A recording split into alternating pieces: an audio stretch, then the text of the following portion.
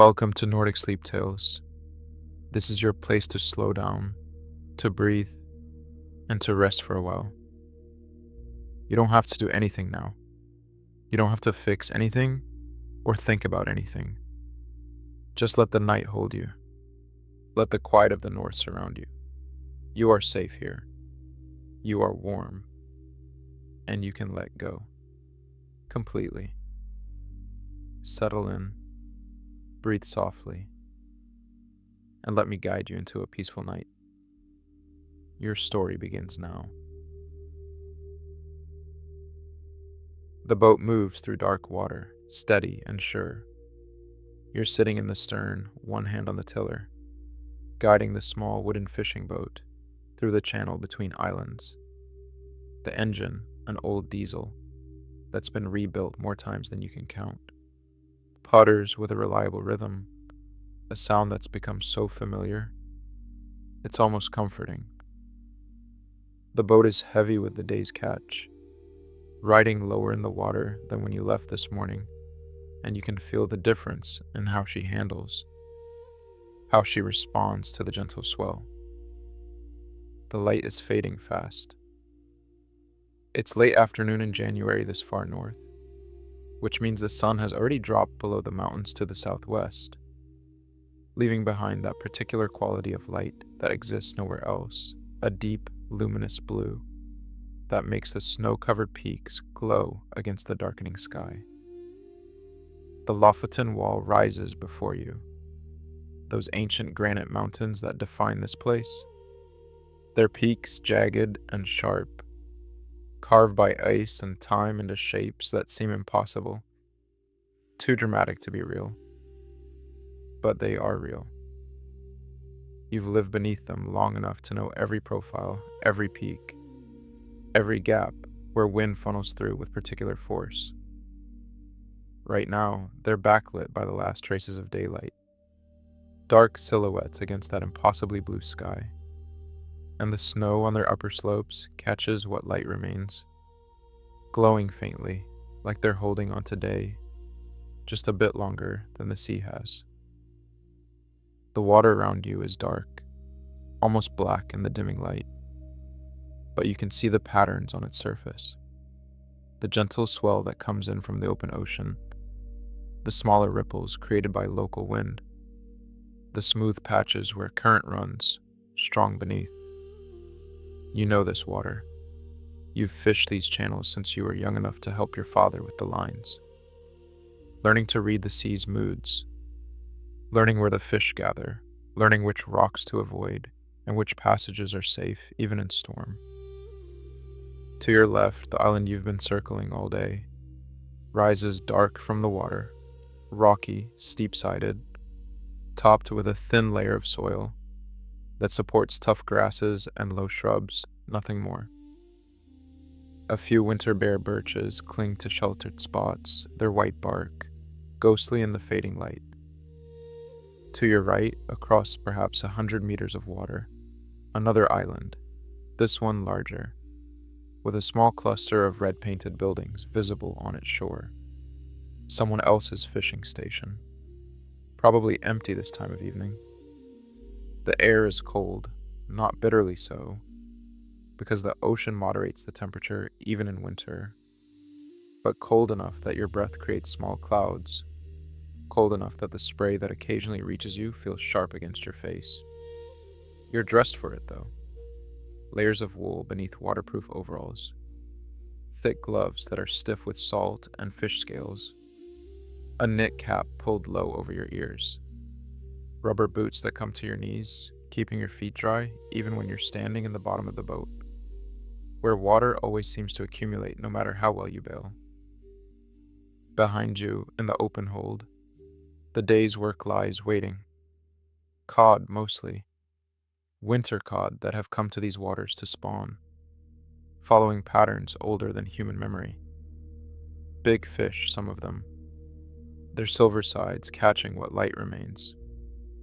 You've gutted them already, working through the afternoon as you fished. The practice motions so automatic, you barely think about them. Gut, clean, toss the waste over the side for the gulls in the sea. The fish are packed now with ice you brought from the village, keeping fresh until you can get them to the processing station tomorrow. It's been a good day. Not exceptional. The truly big catches are getting rarer. The fish not as abundant as the old-timers say they once were, but good. Enough to make the fuel worthwhile. Enough to pay for supplies. Enough to justify another day out tomorrow if the weather holds. The boat rounds the point of the island, and suddenly the wind changes. You feel it immediately. The shelter of the island is gone, and the wind that's been building all afternoon hits you full on. It's not a storm wind, not dangerous, but it's strong enough to kick up whitecaps, to make the boat work harder, to send spray over the bow occasionally. You adjust your course slightly, angling to take the waves at a better angle, and the boat settles into a new rhythm, rising and falling with the swell. Ahead, perhaps a kilometer distant, you can see your destination. The cabin, your cabin, sits on a small rocky outcrop at the water's edge, built on wooden pilings that lifted above the high tide mark. Even from here, even in the dimming light, you can see its shape clearly. The dark wood walls, weathered to silver gray by salt and wind. The peaked roof, painted red in the traditional way. The small windows that will be dark now, waiting for you to bring them to life with lamplight. It's been your refuge for 3 winters now. During the fishing season, January through March, when the cod come, you live there, sleeping in the small bunk, cooking on the old wood stove, spending your days on the water and your evenings mending nets and preparing gear. It's simple living, basic, stripped down to essentials. But there's something about it that feels right, that feels true, in a way that more comfortable life in the village never quite does. The mountains behind the cabin rise impossibly steep from the water, almost vertical in places. Their lower slopes dark rock, and their upper reaches covered in snow that seems to cling to impossible angles. These are old mountains, among the oldest in the world, worn down from heights that once rivaled the Alps to these sharp, jagged remnants, but even worn down, they dominate the landscape, define it, give it its character. You steer the boat toward the small natural harbor where the cabin sits. The entrance is narrow, just 20 meters between rocky points. But inside, the water is calmer, protected from the worst of the wind and waves. You've navigated this entrance hundreds of times now, in all conditions, and your hands know what to do, without conscious thought. Ease the throttle back, adjust the angle. Watch for the rock that sits just below the surface on the left side. You can't see it in the sunlight, but you know exactly where it is. The boat slips through the entrance, and suddenly the wind's force is cut by half. The water inside the harbor is darker, smoother, sheltered. Along the shore, ice has formed in the shallows, thin sheets of it, just a few centimeters thick, broken and reforming with each tide. The boat's bow breaks through this ice with soft, crackling sounds, pushing the fragments aside. There are other cabins here, 4 of them total, including yours, all built in the same traditional style, all on pilings over the water, all connected to the rocky shore by narrow wooden walkways. 3 of them are dark, their owners either gone for the day or perhaps not here at all this season. But one, at the far end, shows a light in its window. Someone else is here tonight. Another fisherman seeking the same thing you are. Shelter, warmth, rest after a day on the water. Your cabin is the second from the left. You steer toward it, cutting the throttle to idle, letting momentum carry the boat the last few meters.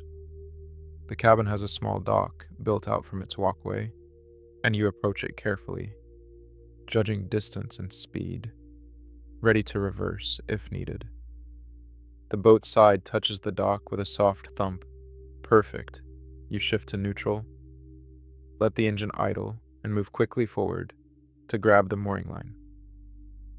The dock is slippery with ice and spray, but you're careful, you're practiced, and your feet find secure purchase.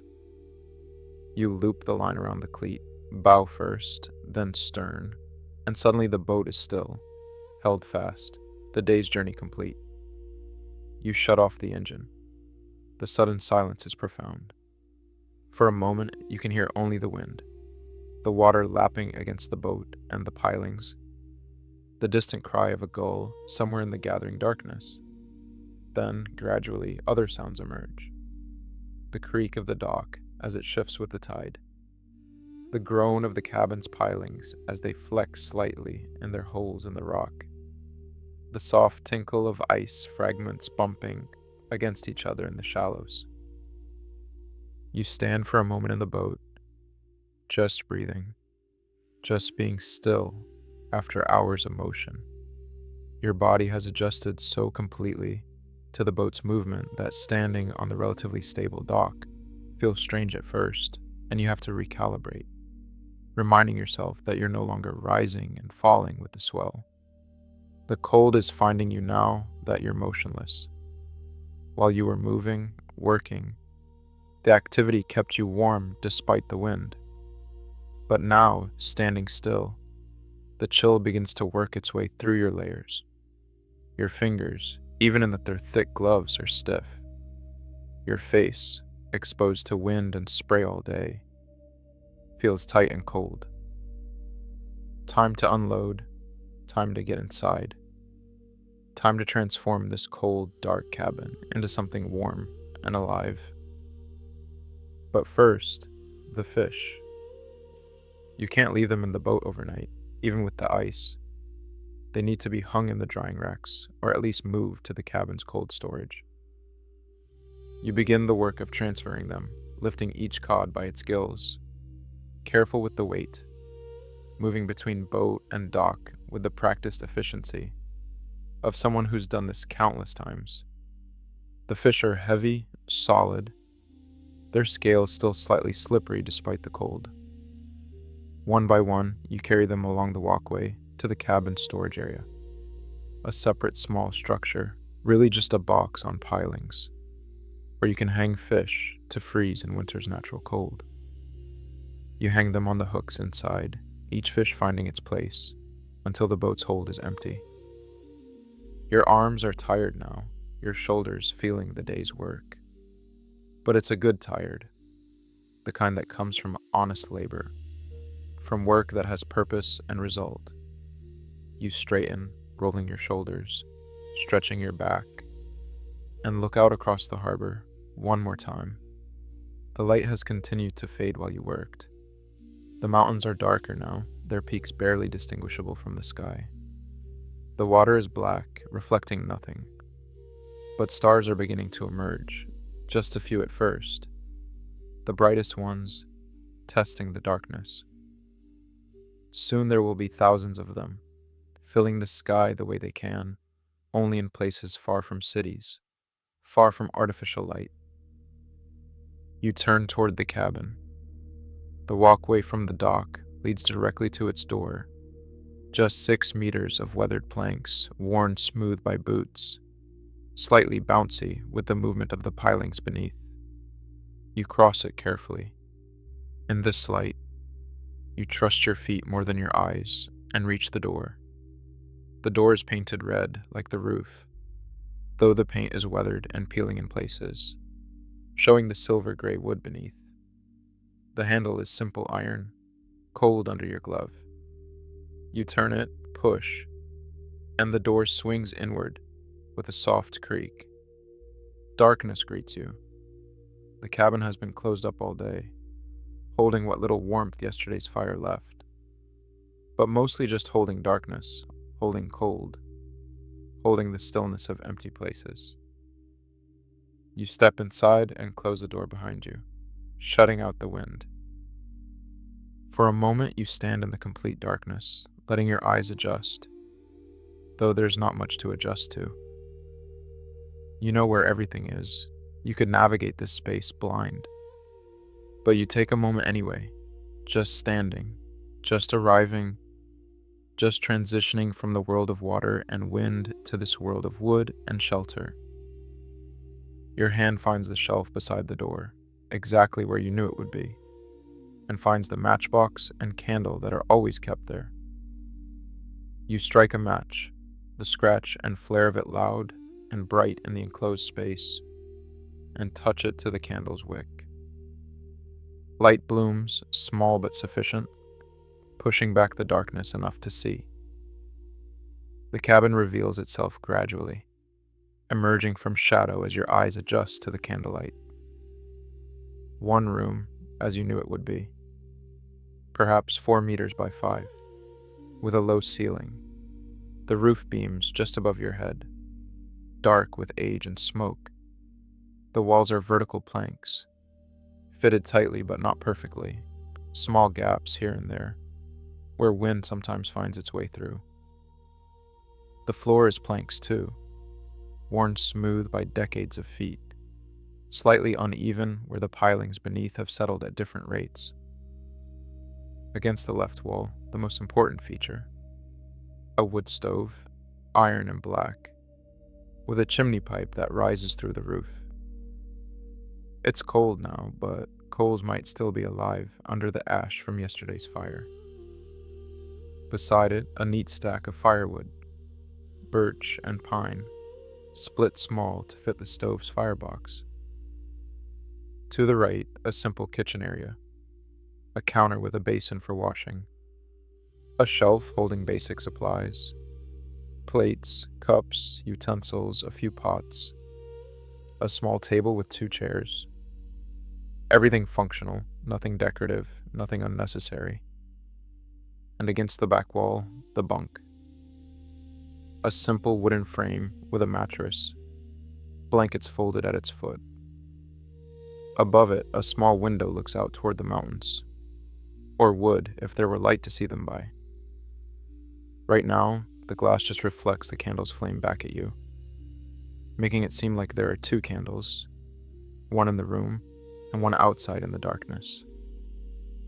The cabin is cold, not as cold as outside. The walls provide some shelter, some insulation, but cold enough that you can see your breath, cold enough that the candle flame barely warms your hands when you hold them near it.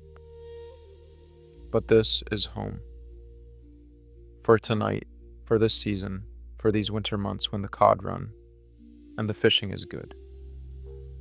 This is where you belong. You set the candle on the table and begin the evening's rituals, the familiar sequence of tasks that will transform this cold, dark space into something warm and alive. First, more light. You find the 2 oil lamps that hang from hooks on the wall beams. You lift them down, remove their glass chimneys, trim the wicks slightly. They're a bit long, a bit charred from last night's burning. You touch the candle flame to each wick, and they catch, burning yellow and bright. You replace the chimneys, adjust the flames to burn steady and smoke-free, and hang the lamps back on their hooks. The cabin brightens significantly. Shadows retreat to the corners. You can see details now, the grain in the wooden walls, the few items hung on pegs, the small stack of books on a shelf near the bunk. Next, warmth. You move to the stove and open its door. The interior is full of ash. Yesterday's fire burned down completely. But you poke through the ash with the iron poker, and yes, there are still a few coals alive, glowing faintly red when you blow on them gently. Good. That will make starting tonight's fire easier. You clear the ash carefully, using the small shovel to scoop it into the ash bucket, leaving just the live coals on the grate. Then you build up from there. Small kindling first, thin splits of pine, dry as bone, which will catch from the coal's heat. More kindling above that, slightly larger pieces. Then small logs arranged to allow airflow, to let the fire breathe. You close the stove door most of the way, leaving it cracked to provide extra draft, and wait. Within moments, you hear the fire catching, small crackling sounds, the whisper of flames finding fuel. You watch through the crack in the door as the kindling catches, as small flames become larger ones, as the fire establishes itself. When you're sure it's going well, you add 2 proper logs, birch, which burns hot and clean, and close the door fully, adjusting the air intake to maintain a steady burn. Already you can feel heat beginning to radiate from the stove's iron sides. In 20 minutes, the cabin will be noticeably warmer. In an hour, it will be comfortable, even cozy. You begin to remove your outer layers. The waterproof overalls come off first. They're stiff with salt and cold, and you hang them on a peg near the door, where they can drip onto the floor. Your thick gloves next, fingers stiff as you pull them off. Then your knit cap. Your hair is slightly damp with sweat despite the cold. Wearing that many layers, working hard, you generate heat even in winter. Your rubber boots are last. You sit on one of the chairs to unlace them. They're the kind with laces that go nearly to the knee, designed to be tightened against water intrusion. You pull them off one at a time, and your feet, compressed all day in thick wool socks and rubber, feel the relief immediately. You flex your toes, rotate your ankles, feeling the joints move, the blood flow returning to normal patterns. In just your wool layers now, thick sweater, wool shirt, wool pants, thick socks, you pad across the floor to the window at the back. You can feel the floor move very slightly beneath your feet, responding to the water beneath the cabin, to the small movements of the pilings. It's subtle, barely noticeable, but it's there. A reminder that you're not on solid ground, that you're suspended above the sea, that water moves beneath you, even as you stand still.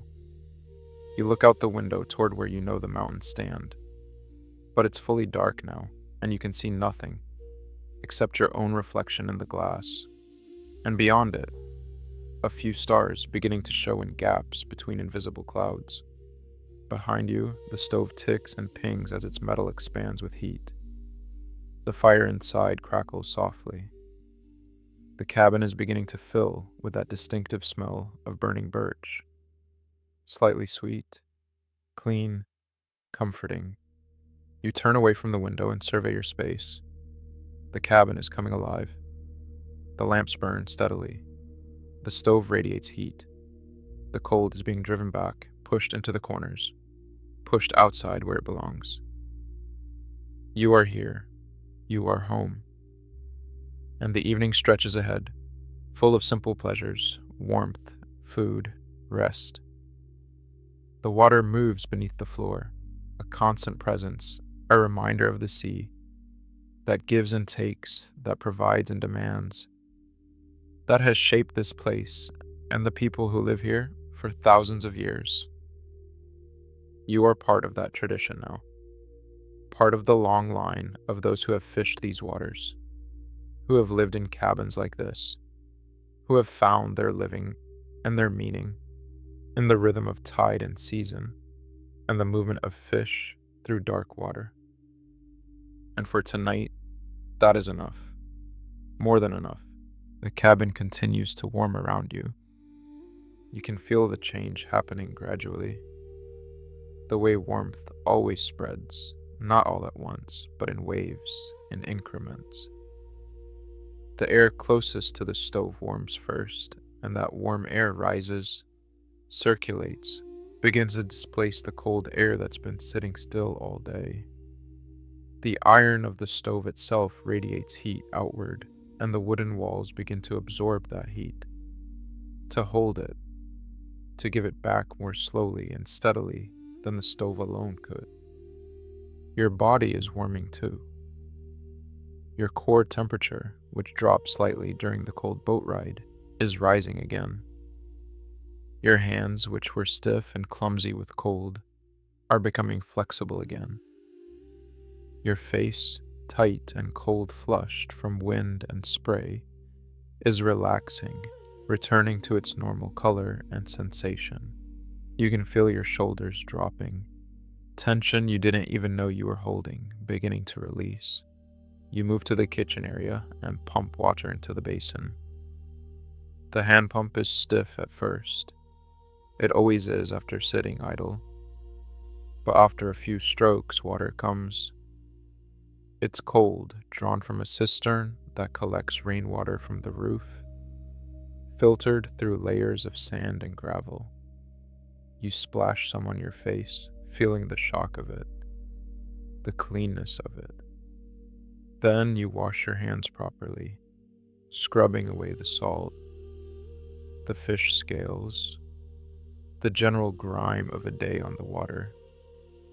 You dry your hands and face on a rough towel that hangs beside the basin, and immediately you feel more human, more settled, more present in this space rather than still half out on the water. Your stomach reminds you that you haven't eaten since the simple breakfast you had before dawn. Bread and cheese, eaten quickly while preparing the boat. That was perhaps 12 hours ago, and your body has burned through those calories with the day's work. The cold, the constant small movements that fishing requires. You need food, something warm, something substantial. You turn to the shelves where you keep your supplies. There's not much. This isn't a place for elaborate cooking, but there's enough. A bag of potatoes, their skins thick and earthy. A wedge of hard cheese, wrapped in waxed cloth. Butter in a ceramic crock. Salt. Dried herbs, thyme and bay leaves. A tin of meat, reindeer, from last autumn's hunt in the mountains inland. Bread, dark and dense, that you bought from the baker, into the village 3 days ago. You decide on something simple but warming. Potatoes, boiled and then fried in butter with herbs. The tinned reindeer meat, heated through. Bread and cheese on the side. Nothing fancy, but it will fill you, warm you. Give your body what it needs. You find the pot on the shelf and fill it with water from the pump. You select 3 medium potatoes from the bag and scrub them clean. In the basin, then cut them into chunks. Not too small, not too large. Just right for boiling and then frying. You drop them into the pot, add a generous pinch of salt, and carry the pot to the stove. The stovetop is hot now. You can feel the heat radiating from it even before you set the pot down. The water will boil quickly. While you wait, you slice bread, cut cheese, open the tin of meat, and smell its rich, gamey aroma. Reindeer from the high plateau, where they roam in herds across the tundra, eating lichen and moss, building fat for winter. The meat is dark, almost purple, lean but flavorful. You stand by the stove watching the pot, and find yourself looking out the window above the kitchen counter. It's fully dark now, true night, and your eyes have adjusted enough that you can see shapes, forms.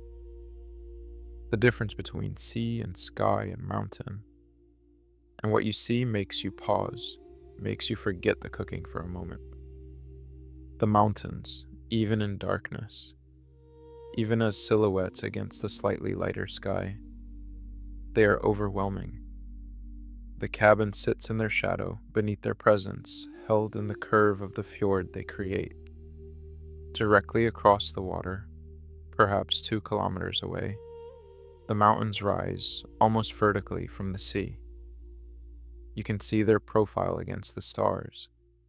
The steep lower slopes, the vertical cliffs halfway up, the snow-covered peaks that catch what little light exists and hold it, glowing faintly, impossibly white against the darkness. These aren't gentle mountains. These aren't the rounded, forested hills you find in other parts of Norway. These are ancient granite spires, carved by glaciers, sculpted by ice and time into shapes that seem more like architecture than geology.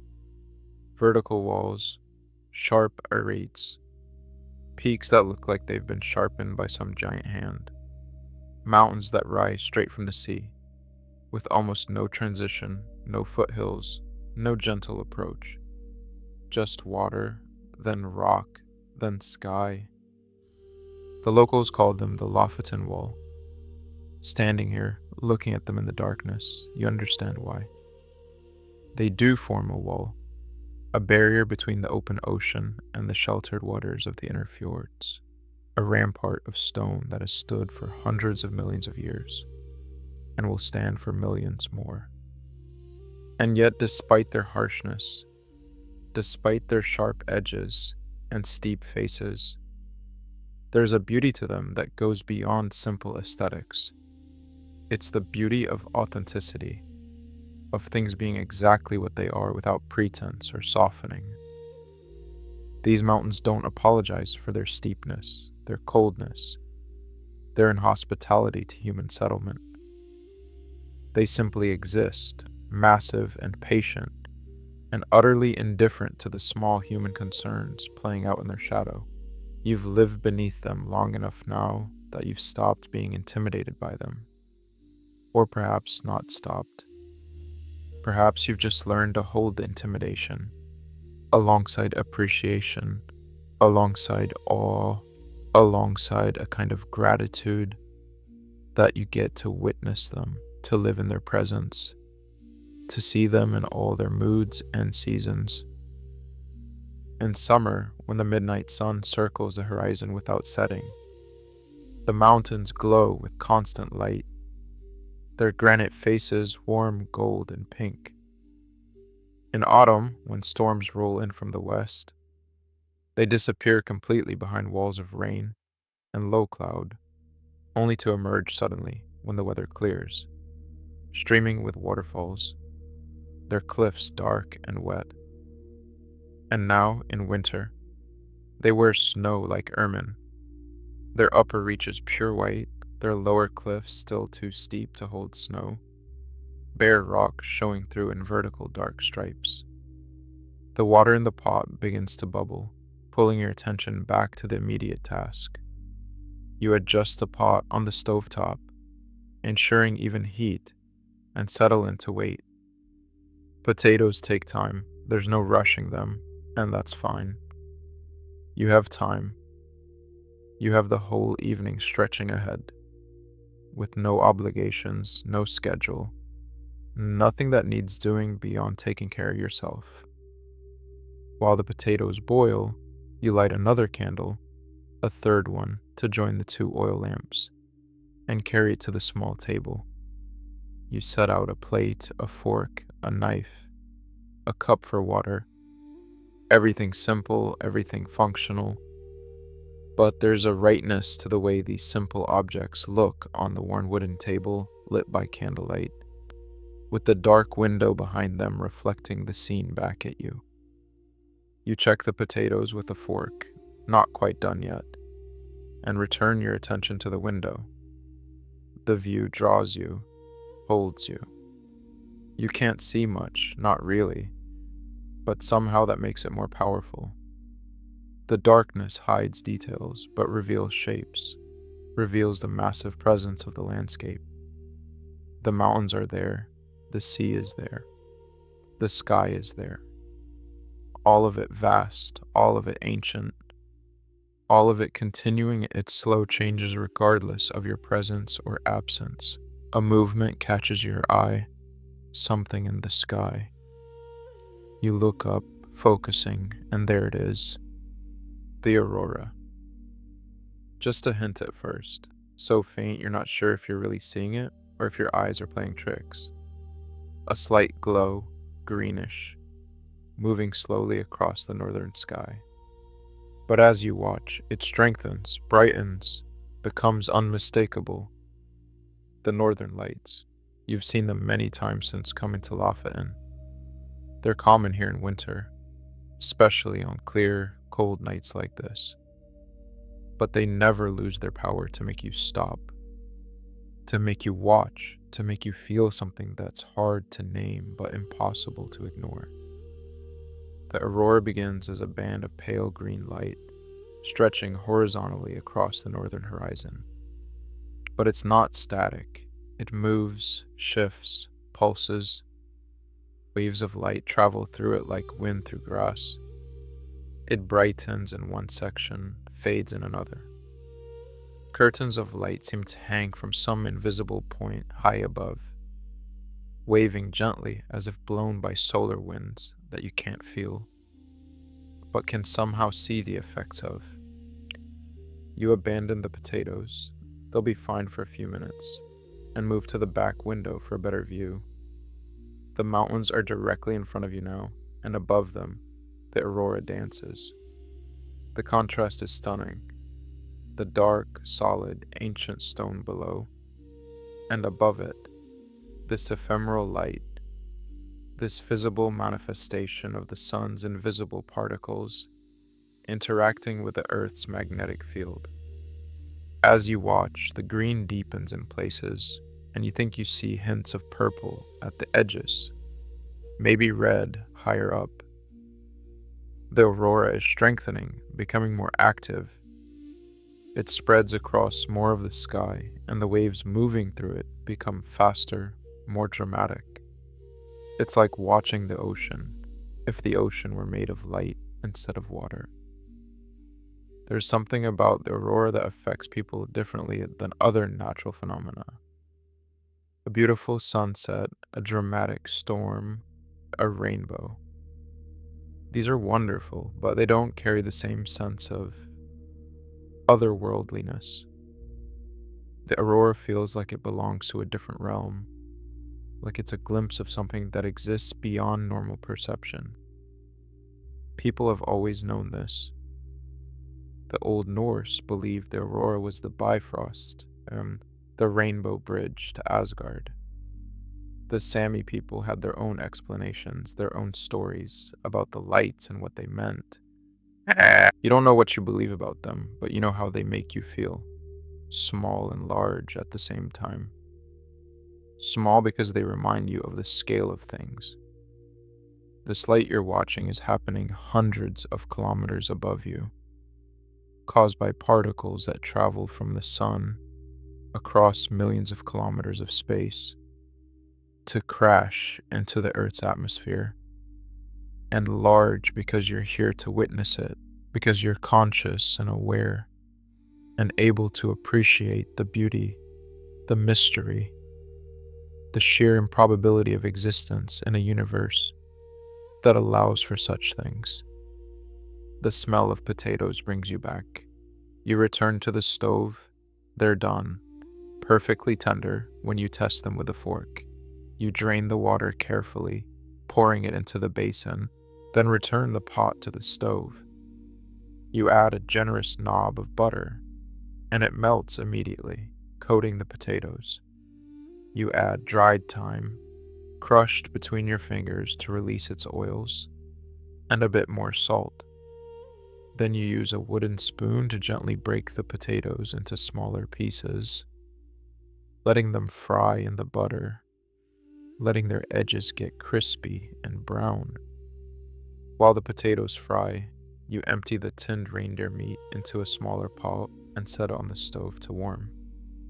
The smell that rises from it is rich and wild, nothing like beef or pork, but darker, more complex, speaking of open spaces and lichen and cold, clear air. The potatoes are ready, crispy on the outside, fluffy inside, glistening with butter and herbs. You slide them onto your plate. The reindeer meat follows, a generous portion, its dark richness contrasting with the pale potatoes. You add bread and cheese to the plate, and suddenly you have a meal. Simple, yes, but real. Substantial, exactly what your body needs after a day on the cold water. You carry the plate to the table and sit. The chair creaks slightly under your weight. Not weakness, just the sound of old wood that's been used for decades. You pour water from the pitcher into your cup. The water is cold and clean, tasting faintly of minerals, of stone, of the mountain sources it came from. You eat slowly, savoring each bite. The potatoes are perfect, crispy where they fried, soft inside. The butter and thyme adding richness and aroma. The reindeer meat is lean but flavorful, with that distinctive gamey taste that wild meat has, so different from anything raised on a farm. The bread is dense and filling, the cheese sharp and salty. Between bites, you look out the window again. The aurora is still there, still dancing, though it's changed. The band of light has broken into multiple curtains now, each one waving independently, creating complex patterns of light and shadow against the stars. The mountains sit beneath it all, dark and patient, unmoved by the light show happening above them. You think about the people who have sat in this cabin before you, eating similar meals, watching similar displays of aurora, feeling similar gratitude for shelter and warmth and food after a day's work. This cabin has stood here for perhaps 80 years. You're not exactly sure of its age, and in that time, hundreds of fishermen have used it, each one leaving little trace, but each one part of the continuous stream of human presence in this place. The tradition goes back much further than 80 years, of course. People have been fishing these waters for thousands of years. The Sami were here first, following the reindeer herds, but also fishing the rich waters. Then Norse settlers came, establishing permanent settlements, building boats, developing techniques for catching and preserving the cod that came every winter. The tradition continued through centuries, through changes in technology and politics and culture, but the essential pattern remained. Winter comes, the cod come. People go out in boats to catch them. People need shelter and warmth when they return. You're part of that pattern now. One small thread in a tapestry that stretches back to the beginnings of human habitation in the north, and forward to, who knows, will people still be fishing these waters in 100 years? In 1,000? The fish populations are changing, the climate is changing, the economics of fishing are changing.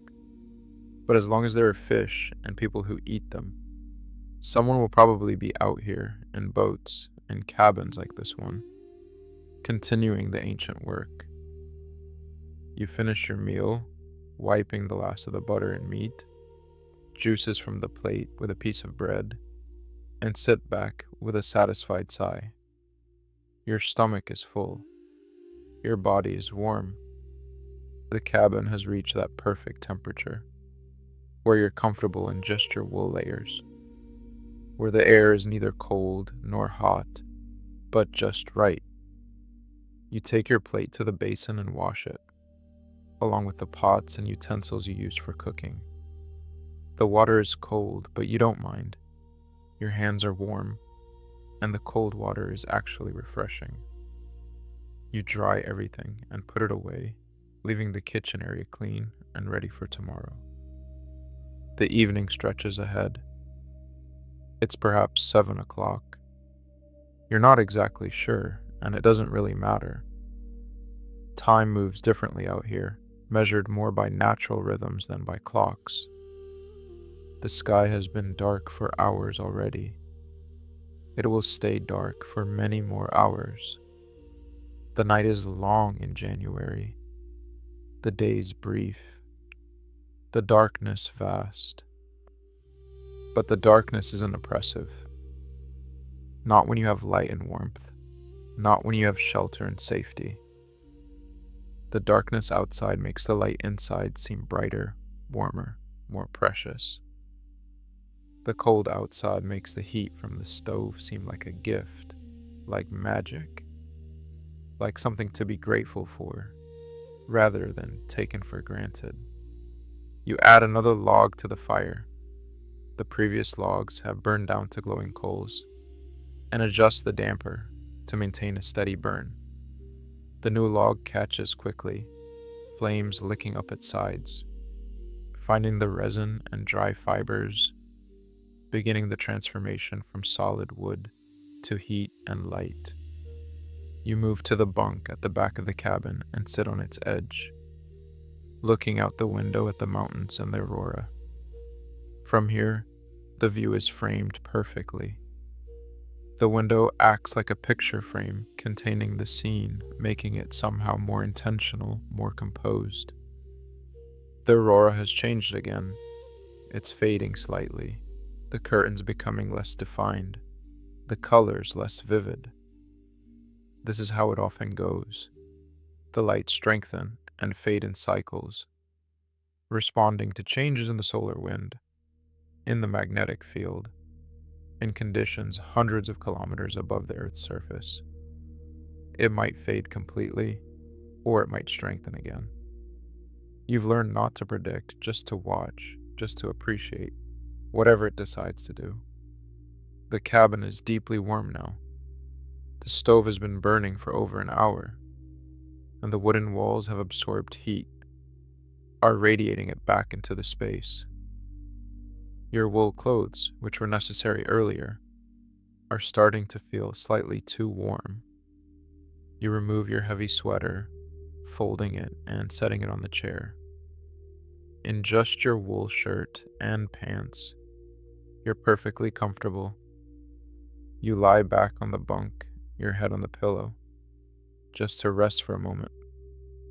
The mattress is thin but adequate, and years of use have shaped it to accommodate a human body.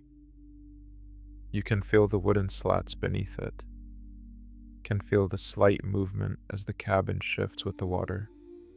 But these things are comforting rather than uncomfortable.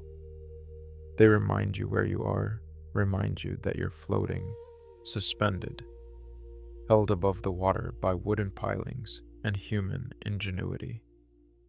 Through the window, you can see the mountains and the aurora and the stars. The view is hypnotic, endlessly interesting despite, or perhaps because of, its essential simplicity. Dark mountains, light in the sky.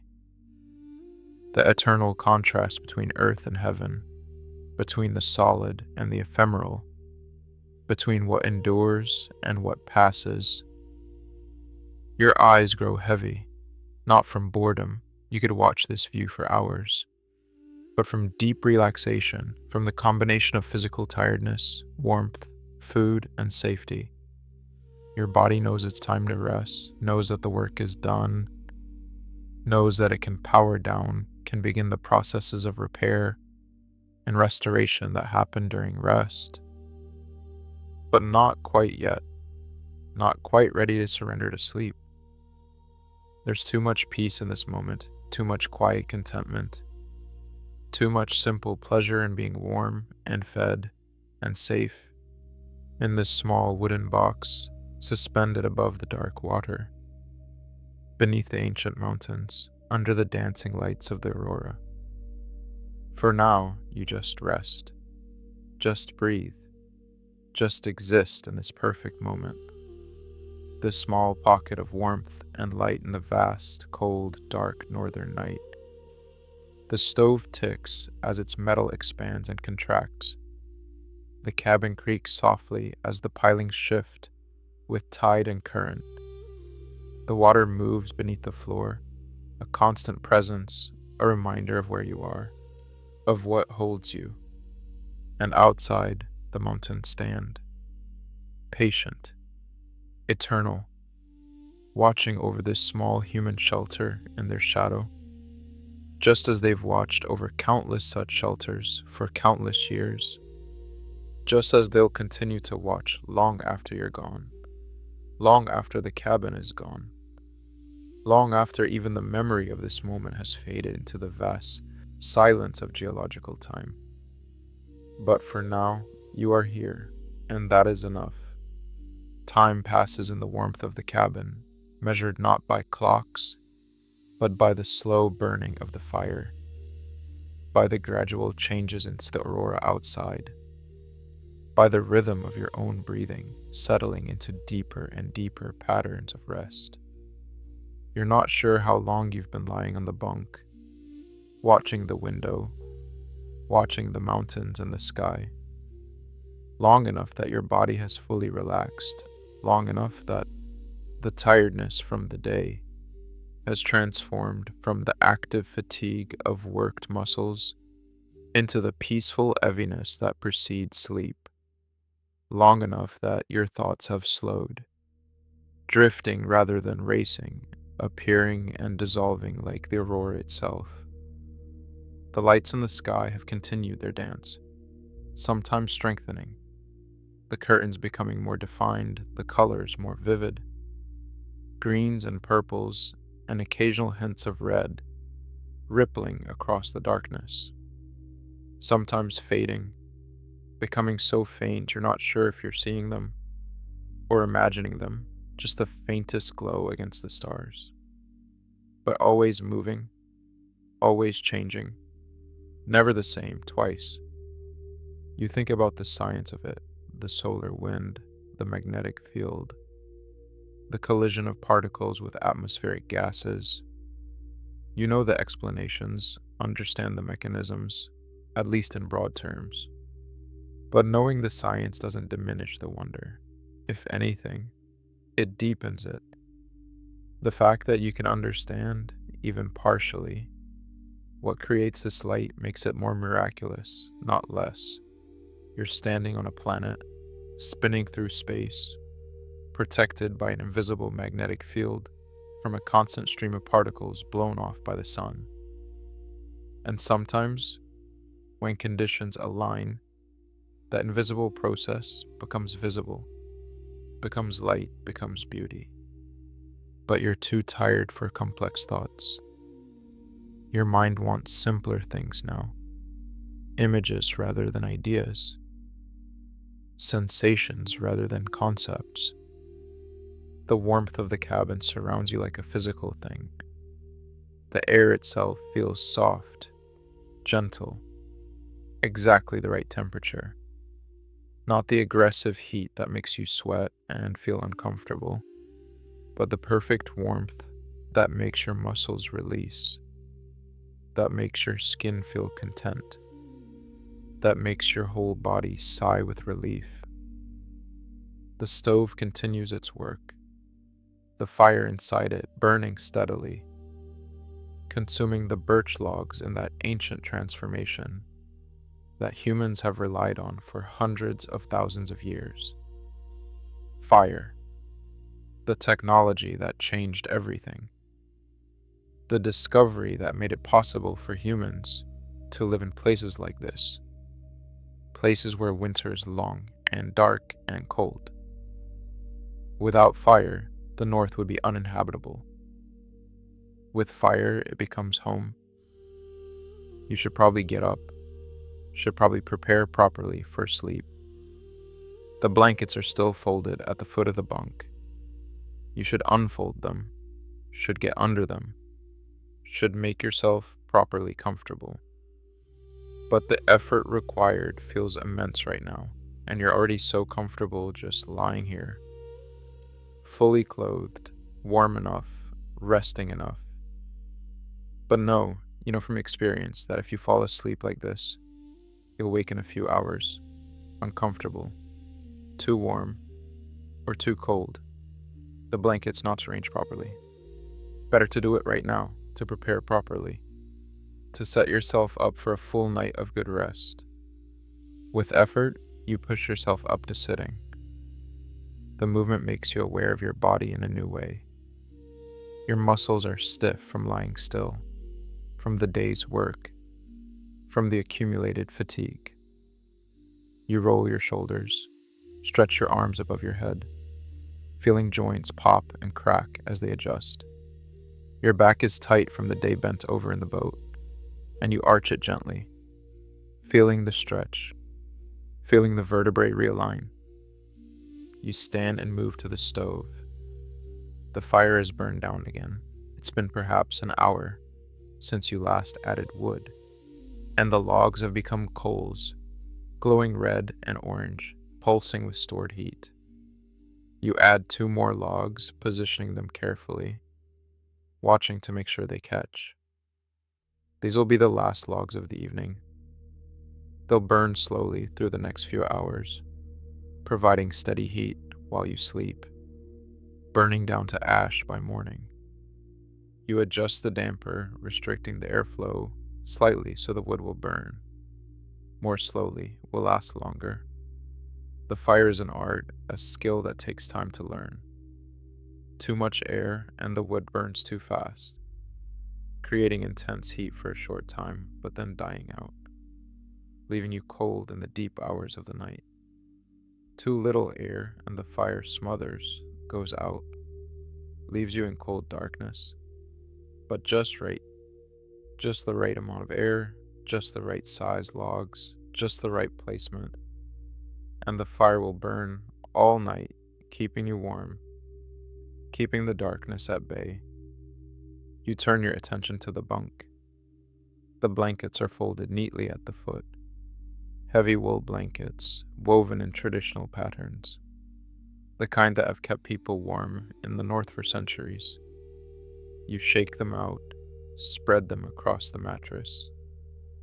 There are 3 of them, one to lie on, providing padding between you and the thin mattress, one to pull over you, providing weight and warmth, and one extra, folded at the foot in case the night turns colder than expected.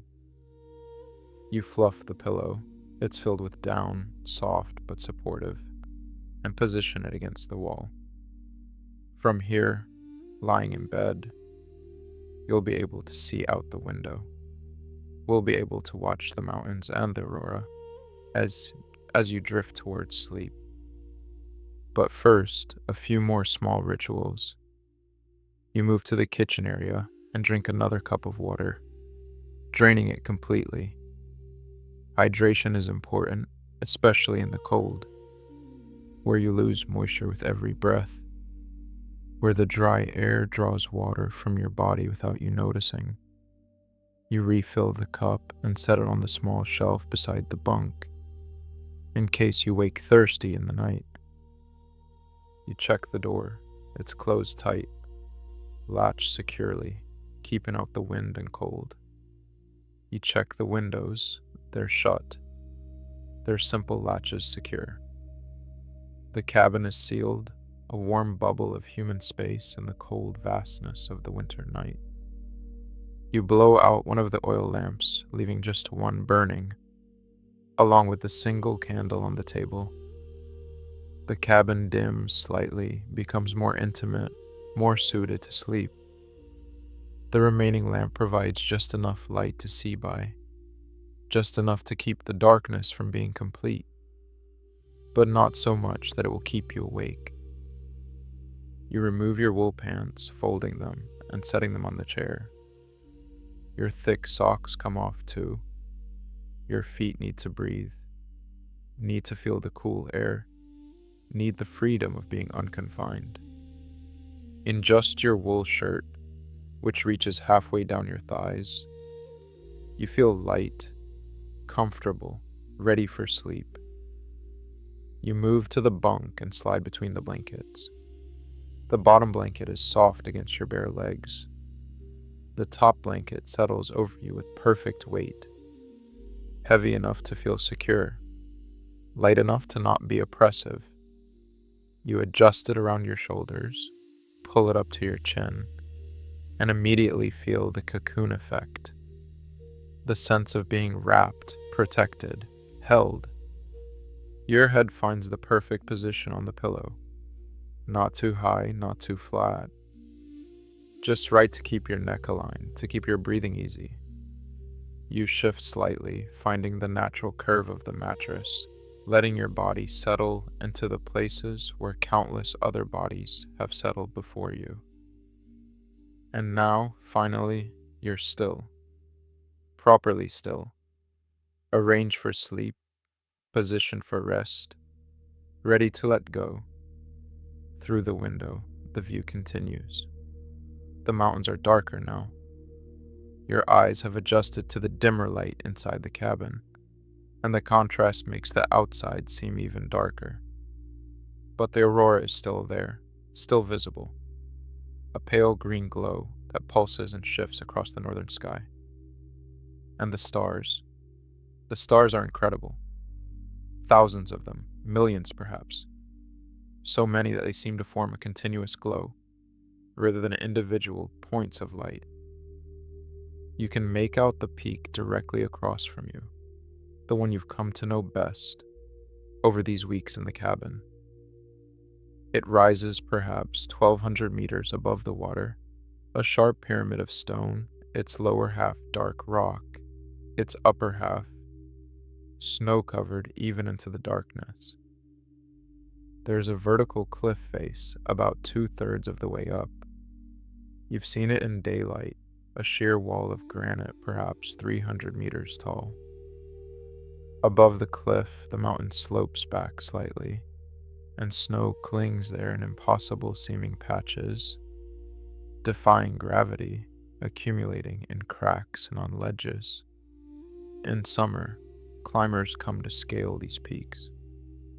You've seen them sometimes, tiny figures moving up the rock faces, roped together, testing themselves against the stone. You've never had the desire to do it yourself. Your relationship with these mountains is different, more observational, more contemplative. You don't need to conquer them. You just need to live beneath them, to witness them, to let them be what they are. The wind has picked up slightly. You can hear it now, pressing against the cabin walls, finding the small gaps between planks, making the structure creak softly. But you're safe from it. The cabin is solid, built to withstand far worse than tonight's steady breeze. The pilings that hold it above the water are anchored deep into the bedrock, and the frame is bolted and braced to resist the storms that regularly sweep through these islands. Beneath you, you can feel the water moving. It's subtle, just the slightest motion, like breathing, like being rocked very gently by an attentive parent. The tide is changing. You can tell by the way the cabin shifts, by the slight variations in the movement. Soon it will be high tide, and the water will rise until it's just centimeters below the cabin floor. Then it will retreat again, drawn by the moon's gravity, by the ancient rhythms that govern the sea. The moon. You search for it through the window, but don't see it. Either it's behind clouds, or it's in a different part of the sky, out of view from your position. But you know it's there, pulling at the water, pulling at your own body. Humans are mostly water, after all, and the moon's gravity affects us too, though we rarely notice it consciously. Everything is connected. The sun sends particles across space. The Earth's magnetic field deflects them, channels them, creates the aurora. The moon pulls the tides. The tides move the water. The water surrounds the islands. The islands support the mountains. The mountains create the fjords. The fjords shelter the fishing grounds. The fishing grounds support the fish. The fish support the people. The people build cabins, and in the cabins, people sleep and dream and wake to do it all again. You're a part of this system now, this ancient, complex, beautiful system. One small element, yes, but a real element, a functioning part. Your presence here matters, at least in small ways. The fish you catch feeds people. The money you earn supports local businesses. Your cabin, lit at night, is a small point of human presence in the wilderness. A reminder that people live here, work here, belong here. Your breathing has slowed significantly. Without trying, without consciously controlling it, your body has found the rhythm of approaching sleep. Long, slow breaths in, long, slow breaths out. Pauses between breaths that stretch longer than seems natural when you're awake, but which feel perfectly natural now, at the edge of sleep. Your eyelids are heavy. Each time you blink, they want to stay closed. Each time you open them, it requires more effort. The view through the window is starting to blur slightly. Your eyes losing their focus. Your vision becoming softer, less distinct. The aurora has faded to just a glow now, barely visible, just a hint of light against the stars. But the stars themselves seem brighter, clearer, more numerous. You can see the Milky Way clearly, that river of light across the sky, our own galaxy seen edge on, billions of stars too distant to distinguish individually, but together creating that luminous band. You think about those stars, about the light you're seeing. That light is old, years old, decades old, centuries old, depending on which star it came from. You're seeing the past. You're always seeing the past when you look at stars. Even the sun. When you see it, you're seeing where it was 8 minutes ago. The time it takes for light to travel from sun to earth. But these thoughts are becoming less coherent now, less linear. Your mind is transitioning from waking thought to the looser, more associative patterns of approaching sleep. Images appear without context. Feelings arise without clear source. Memories drift through, without anchoring to any particular time or place. The mountains in summer, green in their lower slopes, snow still clinging to the highest peaks. The taste of fresh cod caught and cooked within hours. The feel of rope in your hands, rough and familiar. The sound of oars and oarlocks creaking with each stroke. These images and sensations flow through your consciousness like water, appearing and disappearing, meaning everything and nothing. Just the mind processing the day, sorting experiences, filing memories, preparing for the deeper unconsciousness of true sleep. Your body is completely relaxed now. Every muscle has released its tension. Your jaw is loose, your shoulders have dropped. Your hands, resting on top of the blanket, are open, palms up, fingers slightly curled. Your legs are heavy, sinking into the mattress, all the effort of the day's work draining away, leaving only this pleasant heaviness, this complete letting go. The warmth of the blankets and the warmth from the stove have combined to create a perfect temperature. You're not hot, not cold, but exactly right, as if the air itself is body temperature, as if there's no difference between you and your environment, as if you're not a separate thing, but part of the warmth, part of the cabin, part of the night. Outside, the wind continues. The water continues its movement beneath the floor. The mountains continue their patient existence. The aurora, though faded, continues to glow faintly. The stars continue their ancient light. Everything continues. Everything flows. Everything moves in its proper rhythm. And you drift. Not quite asleep yet, but not fully awake either.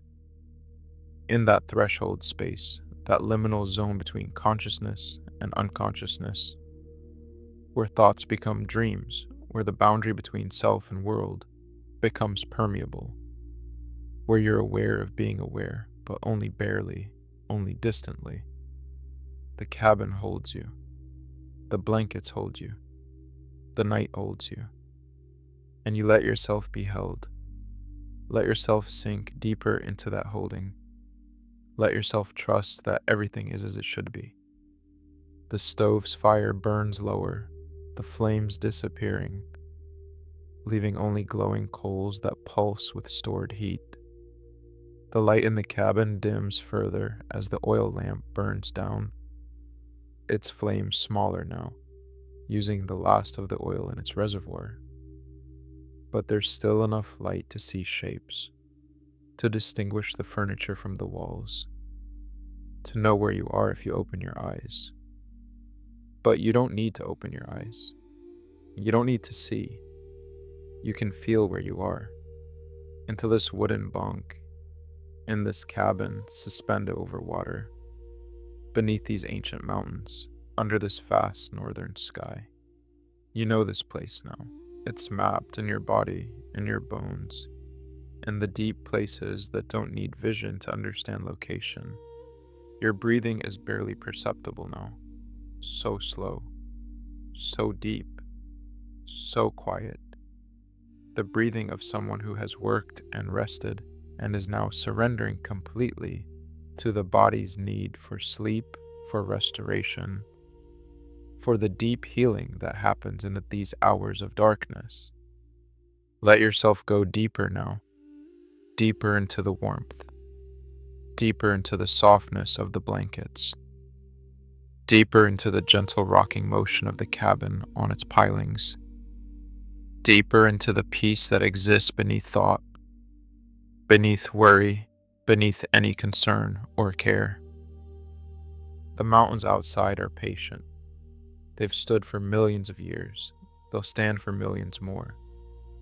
They've watched over countless winters, countless nights, countless small human shelters, like this one. They watch over you now, silent guardians, unmoved by wind or cold or time. The sea beneath you is patient too.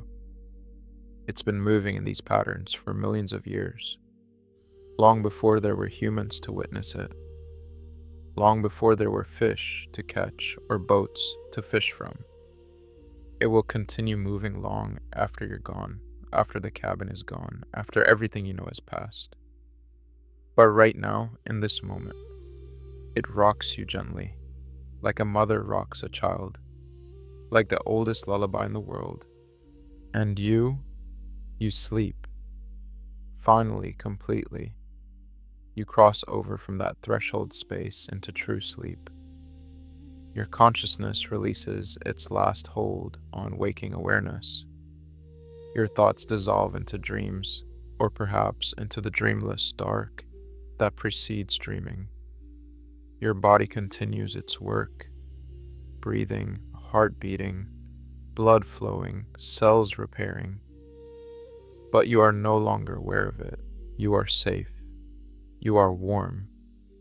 You are held by this place, by this night, by the ancient patterns of earth and sea and sky. The cabin stands on its pilings. The fire burns in its stove. The water moves beneath the floor. The mountains rise all around. The aurora dances into the sky. The stars wheel overhead. And you sleep in the center of it all, one small consciousness at rest, one life pausing to restore itself, one breath in the vast breathing of the world. Sleep deeply now. Rest completely. Let the night do its work. Let your body heal from the day's exertions. Let your mind process and sort and settle. Let everything be exactly as it is, exactly as it needs to be. The Lofoten Winter holds you. The fisherman's cabin shelters you. The ancient mountains watch over you. The eternal sea rocks you. The dancing lights bless you. The patient stars witness you. And all is well. All is peaceful. All is exactly as it should be. The wind outside continues, but it cannot reach you. The cold outside continues, but it cannot touch you. The vast darkness outside continues, but it does not threaten you. You are inside. You are warm. You are safe. You are at rest. Sleep now, deeply and peacefully, in this small wooden shelter, suspended above the dark water, beneath the ancient peaks, under the dancing lights of the aurora. Sleep and know that you are held, you are protected, you are exactly where you belong. The night is long, but you have time. All the time you need. Time to rest, time to restore. Time to simply be without doing, without thinking, without anything required of you, except to breathe and sleep and let the darkness hold you. The cabin creaks softly as the wood settles, as the pilings shift with the tide. These are good sounds, safe sounds, the sounds of shelter doing its work. Listen to them as you drift deeper. Let them be a lullaby, a reassurance, a promise that all is well. The aurora fades completely now, its energy spent, the solar wind that created it having passed. But it will return, tomorrow night or the next night, or the night after that. The lights always return. They've been dancing over these northern skies since the earth had an atmosphere, since the magnetic field formed, since the sun began sending its particles across space. And they'll continue dancing long into the future, long after this night has faded into forgotten memory. But this night, this particular night, is yours. This rest is yours. This peace is yours. Take it, accept it, surrender to it. Let the mountains hold you. Let the sea rock you. Let the cabin shelter you. Let the warmth surround you. Let the darkness protect you. And sleep. Deeply, peacefully, completely. In this place where land and sea meet. Where human and nature meet. Where effort and rest meet. Where day and night meet. Where you meet yourself, stripped of everything except the simple need to rest, to sleep, to be held by the night. Sleep well, traveler. Sleep deeply, fisherman. Sleep peacefully, guest of the north. And when you wake, may the quiet strength of these mountains stay with you. May the rhythm of the sea stay with you. May the peace of this night stay with you. But for now, sleep. Just sleep. Outro. Sleep well. Dream softly. And when you wake, may the quiet of the north stay with you. End.